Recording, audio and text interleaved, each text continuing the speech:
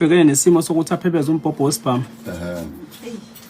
Njengamanje nje sila sihamba nobaba uMgabhi but kuney'nsizwa eziwu-2 futhi zaseMtuba nakhona umuntu uzama khona ukuphebeza umbhobho wesibhamu ngoba sekukuleso sigaba esinjengaleso. Ngisho ubuthongo nje mina ngisabazi ngivika izimo ebusuku. Abantu besho ukuthi siyahamba manje siyomnqoma unkosikazi ngivike komanje abafethu ngithe abezela ngamanqolohozi nesikwazi ukuthi sehlise imoya. Namhlanje ke sinobaba uMgabhi, uMgabhi sike saba naye. Yes wayenenkinga ye-divorce nonkosikazi wakhe benze i-divorce e-fraudulent. Unkosikazi ngathi-ke uyasebenzela kuhulumeni eminyangweni wezemfundo, benza-ke i-divorce ngokukhohlisana nabo ukuthi bazoza imali kuhulumeni, bayithola-ke imali. Kwahamba-ke ngathi-ke umama weseyisebenzisa-ke i-divorce official ukuthi usiyamkhipha uMgabhi ngale divorce abeyenzile endlini. So uMgabhi belokhu egqiqa-ke enkantolo, egqiqa enkantolo-ke nathi sithembile ukuthi inkantolo izokwazi ukuthi ikhiphe isixazululo kulokuxabana kwabo ukuze kungagcini sekuba khona mhlawumbe umonakalo oba khona. But kunalokho inkantolo nathi asikhona iplace yosupport enkantolo esiyolalela i-judgment ekhishwe inkantolo still ibabeke endawoni endlini ukuthi abaqhubeka babe ngaphansi kophahlo olulodwa. Phahlo olulodwa. Ubaba uMgabhi isibhamu sakhe sathathwa ngokuthi umama wathi wayesabela indaba yempilo yakhe. But isibhamu uthi-ke i-judge kwi-court order siyibonile uMgabhi ma ethatha isibhamu e-police station kophoqa ukuthi aphume ekhaya uzohlalaphi? Uzohlala kusona isibhamu. So-ke naye inkantolo i-judgment yayikhipha nathi noma singawazi umthetho kodwa sayibona ukuthi le engathi ayibasi ndawo. uMgabhi-ke kuwesi ngifolele nge-weekend engathi-ke ufice naye umama phela ekhaya eletha umasithandana wakhe khona ekhaya. Kule lihlele phansi kophahlo lodwa. Khona uphahlo lodwa. Ungeke futhi umsole phela nomama because i-court order ithe abahlale bobabili. Okusho ukuthi umuzi usuyijeke nawo sinayo futhi uMgabhi nawo nokulanda nawo amathandana wakhe amlethe khona ekhaya. Singazi ukuthi inkantolo ibabekaphi. Nhlanhla leyo ke singazi uMgabhi ukuthi urekthe kanjani because nangu siyambona khona mhlawumbe omunye. Ngifuna ukubuza lokho ngingabuzela ngimhlebe khona ukuthi akalethi niyena boyidrop. Okudumazayo angazi usebenza uhulumeni umasana kamama ikhansela. Yebo umhlonishwa ikhansela lasemacakane kwaDedwane. Izwa kumuntu ohulumeni lo owazi isimo se-GBV uma ukwazi ukuthi uzongena entweni kanjeni nawo umthetho wazi mhlawumbe ukuthi awuyiboneni ngawena impilo yakho ukuthi uyifaka ukuthi sometimes uthando liyenzeka ukuthi lize likufake ey'ntweni ezinomgozi. 725 because in your famous ngasaka kude kakhulu sizokuda kudaba lobuhlungu njengoba sitshilo umuntu esibandlela udaba ke ulithinta kumnumzana Mfaniseni Jabulani Love waziwa ke ngelika Mgabhi wangasemtuba ke enyakatho nesifundazwe saKwaZulu Natal hlakhala ngokuthi ke lo wayenkosikazi wakhe akasamhloniphi kangangokuthi useze afake ngishishende emagcekeni ekhaya la kwakhe. Labo babili ke sebehlukanisile kodwa inkantolo ke yanquma ukuthi ke mabaqhubeke bahlale ngaphansi kophahlo olulodwa noma kunjalo bengasakhulumisana futhi kuyaphanjana nje amapassage futhi ke bengangenelani emakemarweni. Le ndaba ke sengenwe ngisho ke nabezomthetho kanye nezinduna namakhosi endawo ukuze kutholakale isixazululo. Kanti izolo uMgabhi uthi amaphoyisa akhipha incwadi egunyaza ukuthi aboshwe. Khona kanjani uMgabhi sikhuluma naye namhlanje sibe sikhuluma futhi nenkosi uNtokozo Mkhwanazi kwale nkosi sizwe ukuthi ke bathini bona phinde futhi ke sizwe nokuphuma ke kumyeni noma kumnyango ke ezobulungiswa ukuthi bona uthini nawe uzonikeza ithuba lokuthi ke ukhulume nathi. Mfoka eSouth Africa yonke ngikhuleka ngaphansi kobukhosi bakithi kwaMkhwanazi. Ngibingelele odadewethu uMndoza nomfowethu Sigqemeza. Mfethu sethe ukuthi fahla umuntu sinika isithombe kwenzakalani mawufika kwakho ngisho ukucwala umlomo uthi kwakho ngoba wakha kanzima nomama wekhaya ngalesi isikhathi nisalala ngubonye uthole oyenkosikazi wakho enabangani. Ngokuphuthumisa nje ngabo 7 ntambama kuyisuku langesabatha engithi ngicabanga iSaturday ngabe sengijwayele ukuya ekhaya kwami nje ngiyobuka ngibuke nezinto ezinye ngene ekhaya ngiclean khona endlini ekamereni lami mhlawumbe mekhona udodo engibona ngulahlele ungithe mengena esangweni nje esangweni ekhaya ngiqhamuka ngifica igate livuliwe ngiyazibuza ukuthi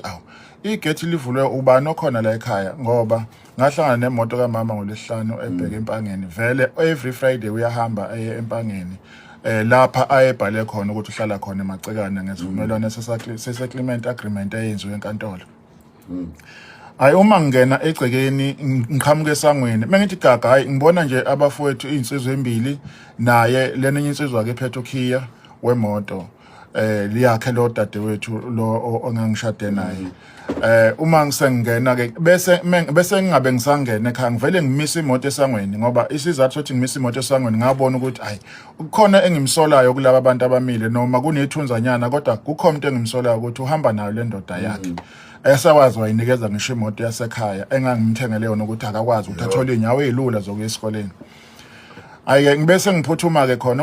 uma ngiya kulomfolo labafo bawu2 ngifike ngibingelele lo oqala owayeseqaleni sawubona bhuti ungakwabani insizwa mina ngobaba uMgabha umnikazi walomuzi bese ethi hayi mina ngoNatho kaMkhwanazi bese ngiya kulona omunye insizwa kithi wena ke ubani ngimbuza nami amaphaphu sephezulu ngoba ngiyambona ukuthi umuntu engimaziyo ezithombeni ngumuntu engimbonayo drive imoto yami ko Facebook yonke lento ngiyambona drive imoto yami ehleli kuyona drive so ke bese ngiyambuza ungakwabani insizwa bese ethi ke hayi mina ngusiphamandla wakwaMkhwanazi Siphamandla Mkhwanazi sihlanganiswa yini la ekhaya yini lesimdathu nize la ekhaya bese ethi hayi bese ngithi mina hayi wena awuyena uSiphamandla wakwaMkhwanazi wena uSiphamandla Cabashe wena owenza ubulili owenza umkhuba nonkosikazi wami osuphenduka indoda yala ekhaya njengamanje njengoba ususuka lekini uza la ekhaya uzokwenza umkhuba nonkosikazi wami kuleli igceke lakithi ubusuhlulwa yena ukuqhubeka kwenza umkhuba lapha endleleni niwenza khona ngoba manje kusho ukuthi wena suzolala nami uqobo ke manje usuqe emveni kwalokho uzolala nezingane zami la ekhaya ngoba phela kusho iqhude sekuwena la ekhaya so yini inkinga yakho ubekwa yini wena la hayi emveni kwalokho bese ngithi ke mina uzokuphuma la esangweni ake ngifonela amaphoyisa ngabe sengizama ukufonela ngaqale ngafonela induna okwenza isiqinisekiso ukuthi njengoba ngihlala endaweni yamakhosi ngihlala ngaphansi kwenduna ngihlala endaweni yamakhosi ngaphansi kwenkosi uMkhwanazi ngase ngithi ayi ake ngifonele induna ngayifonela induna yasingi-advise ukuthi baba uMgabha ungenzi lutho lapho into okumele uyenze induna ubaba uMsana fonela amaphoyisa ngempela ngabe sengifonela epolice station ngaleso sikhathi ngafonela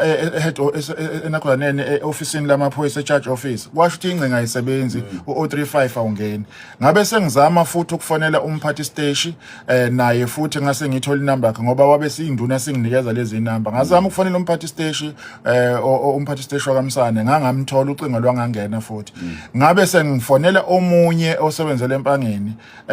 elinye iphoyisa osebenzele empangeni ngase ngifuna ukuthi ubani kahle kahle ngamthola kwaMsane wathi no into ongayenza fonela uBrigadier ubaba uThangwe ngizokunikeza inamba yakhe umfonele ngempela umphathi omkhulu kwicluster kwaMsane yena wangisizayo washesha waresponda wangiphendula ngamchazela ke ukuthi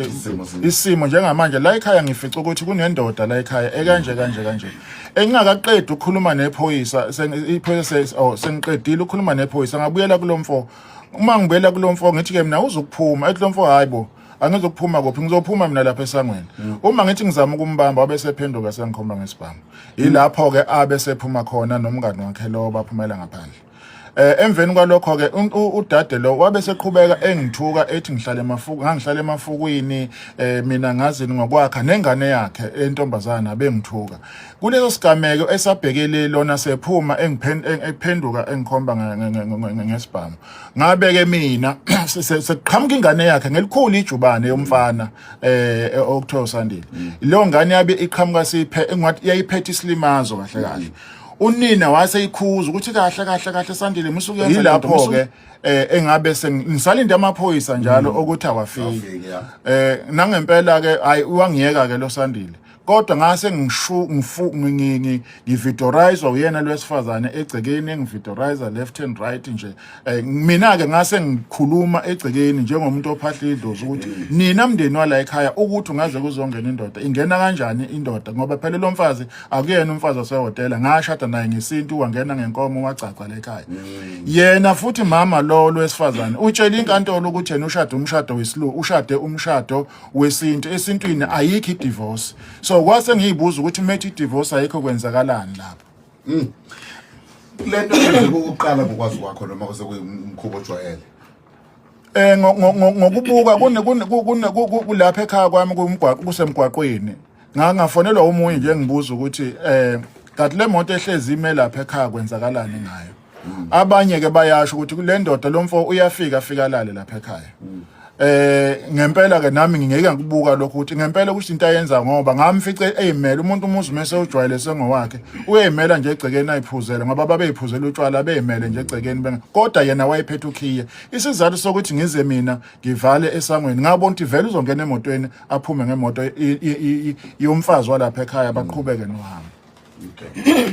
Ezweni sakhile sihleli nomfaniseni Jabulani wakaNdlovu owaziwa ke ngomgabhi sikhuluma ngalolu daba kodwa ke siyafisa ukuthi ube ingxenye nawe emlaleli usekhaya ngabe mhlawumbe usukwazithola usesimeni lapho ke kufanele ngempela ke uhlale nomuntu ngaphansi kophahlo lodwa kodwa nibe ngempela ningasathandani yini eyaholela kulesi simo na beniphila kanjani kudala 0716136667 thubela ke leyo voice note njengamanje njengalokho ebuza uMrozo ukuthi ngabe ngempela uke wayithola usesimeni la kufanele khona nihlale nomuntu ngaphansi kophahlo lodwa kodwa ngempela ngasathandwani sekwazi ukuletha umuntu wakhe amekhona nivimbane eminyango egateini akusaphumeki njalo kube khona ukukhishelana kweyibhamu mhlambe asiyeni lesi sesivala ngoba ngiyafuna siyokhuluma nenkosi ngiyezwa ukuthi ufuna amaphoyisa akufunela amaphoyisa ngebese ngithole incwadi izolo ye-warrant of arrest ukuthi ngiyaboshwa ngiboshela ukuthi ngangivaleleni esangweni ngoba umphathi omkhulu ubaba uThangwe wabe sefonela umphathi weimantshi empangeni ubaba uHlatshwayo ukuthi ngolwesithathu lolwakusasa kufune siyohlangana nomphathi weimantshi ezowucubungula noma ezobuka udaba lwethu ukuthi lwaphatheka kanjani anginaso isiqiniseko ukuthi beku kanjani ingakho okudala ukuthi ngalivula icala mina ngoba ngihloniphe umphathi omkhulu umphathi station umphathi wecluster kusukela eMtuba kuze kufika eMangozi ngahlonipha umphathi weimantshi ukuthi angikwazi ukuvula icala ngisazokhuluma nomuntu omkhulu ngoba ngisazokuza ukuthi thina njengabantu abonile isiyalo sakhe asinikeza sona sibhekephi khona manje sengithola ukuthi sengiyaboshwa kanti ngiboshwa nje vele kunamanqine enyathi ebelokho eqhubeka njalo umama kamakoti yena osiqhatha kakhulu umndeni wakwaNtuli abantu abasiqhatha kule nkinga umndeni wakwaNtuli awufuna uhlangana nomndeni wakamgabhi umama lona useze wangiphendula wathi mina ngidayise ingane yakhe umfana lo ugwaze izingane zakamakhelwane megwaze izingane zakamakhelwane umfana waboshwa ukuthi akaboshwa ngizosho njalo ngoba akekho enkantolo akaboshiwe kuzoba namanje lokho okwenza khona lapha umfana lona ngitheme ngimficizo ngesonto elele nentombazana endlini ngambuza umfana emzini kababa wena ulala nentombazana ngisho abafowenu ngisho ingane engizalayo kaze lala nentombazana ufuthi uma sengisho lokho wathi umfana wena baba wahamba wakhuluma nomndeni wakamsana wathi umndeni wakamsana mina ngiboshwe ngoba ngarephe ingane yakwamsana ngithi mina kwakumsebenzi wamaphoyisa lo wangewona umsebenzi wami wena ukwazi abantu uthunywe yimi uthi ugogo wakhe mina ngahamba ngawufuna igebengu ingakho lo mfana egwazile uyilayile igebengu wayigwaza asivaleni baba ebintu lodwa ufakile ubukhosi uzokhuluma nenkosi ngekudala kuyabonakala kuhamba kahle ukungelelela kwabo nanokuthi mase siphetha isiphi into ofisa ukuyibona yenzeka njengesiphetho la mina engifisa ukukubuka engifisa ukuthi kwenzeke ngoba ngiyesaba kwamanje njobe sekungena amadoda lapha ekhaya ngiyesaba and baningi abantu asebengisabisile khona abangitshela ukuthi ngizophuma ngecasket bangifonela bathi ngizophuma ngecasket kunjalo nje kunjalo kwayona le ndoda ngoba ngiyalizwa iphimbo ukuthi kwangomunye wabo lona wangitshela ukuthi ngizophuma ngecasket okusho ukuthi impilo yami nje South Africa sengifana nomuntu ngiphucwe yonke into nomuzi ngiphuciwe and yena uhamba obhalisa ingane esikoleni ngegama lami wafike wasayina esikoleni ukuthi yena umarriage nami likhona iphepha elisho lokho ngo September ngomhla ka9 wahamba wabhalisa ingane esikoleni ngegama lami konke lokho mama anizwa uyasebenza yena usisi uyasebenza uthisha kwesinye sezikole phesha kwemfolozo umpumelelo Ndlovu esafunda kwayesizwe usiza nawe mina izingane lezi nje zifundiswe yimina kusukela ngo2017 kwaze bo 2018 kwaba u2020 sashada na izingane zakhe ikhera kumina zikhokhelwa yimina istaff kwayona leyo mfana esingijikele bifuna ukungihlaba ngomese yeyinye yengane bikhokhelwa yimina ifunda kwesinye isikole ekuthiwa iSolabasha ngakho kabe yaba necala futhi yalenza ukulala nenye ingane yakomunye umuzi kwathathwa mina ngahamba ngakulowo muzi wakachongo umnezi akho lezingane bakhe